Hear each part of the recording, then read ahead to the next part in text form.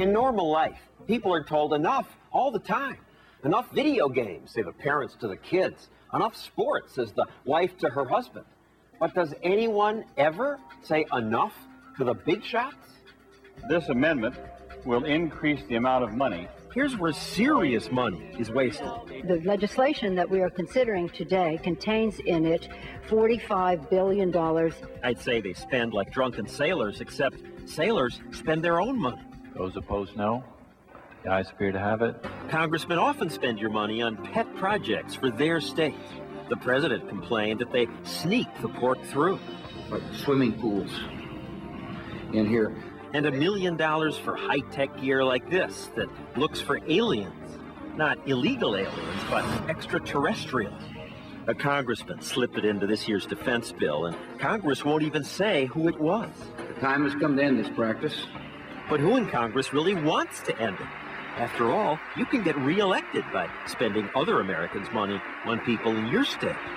Well, at least one senator is saying enough to that. The oath that we take has no mention of our state. Tom Coburn, Republican from Oklahoma. The oath we take is to defend the Constitution and do what is in the best interest of the country as a whole. On this day, he was trying to stop Congress from spending $500,000 on this sculpture park in Washington state. And we're going to take money from housing and urban development, and we're going to build a sculpture park. Senator Patty Murray was mad about his criticizing her pet project.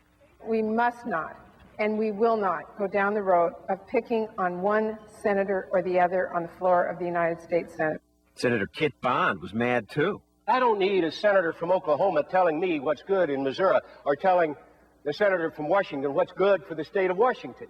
If they start stripping out this project, Senator Bond and I are likely to be taking a long, serious look at their projects. As the old saying goes, what is good for the goose is good for the gander. Your project may be next.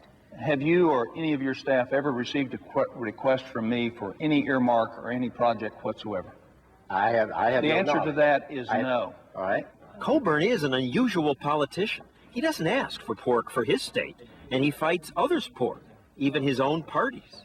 You're very different from your colleagues. You said enough. Enough is enough with that. Why would we continue to do things that shackle our grandchildren?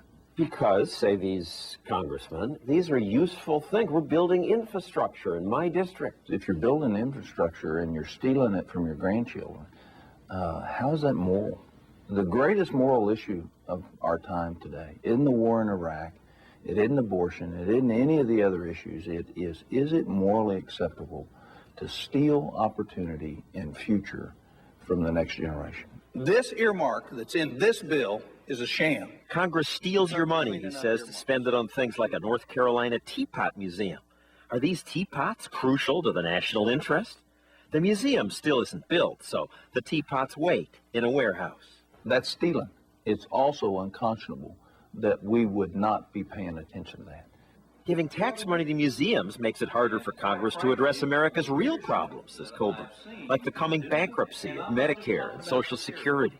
We have an unfunded liability right now sitting in front of us that's 1 3/4 times our entire net worth.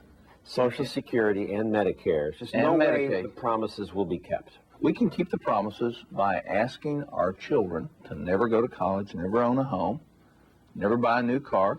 I'd urge my friend Oklahoma to reconsider this. Coburn's biggest fight was probably with Alaska Senator Ted Stevens. I'll resign from this body. Coburn had tried to kill Stevens' infamous bridge to nowhere. It will not happen. It will not happen. I've come to warn the Senate.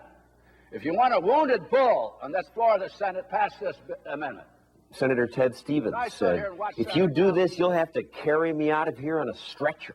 They're offended. I'm not a very good politician because I'm obviously irritating a whole lot of people. Saying, stop. Stop and think.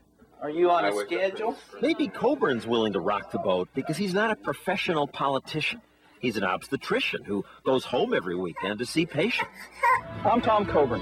Over the last 10 years, I've delivered almost 3,000 Oklahoma babies. When Coburn entered politics, he promised to be a citizen legislator. He'd serve a few years and then return to private life, like Abraham Lincoln did.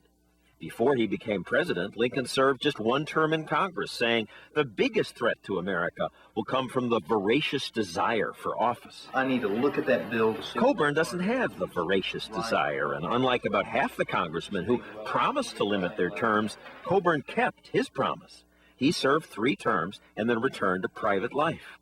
After delivering several hundred more babies, he ran again for a different job. He was elected senator.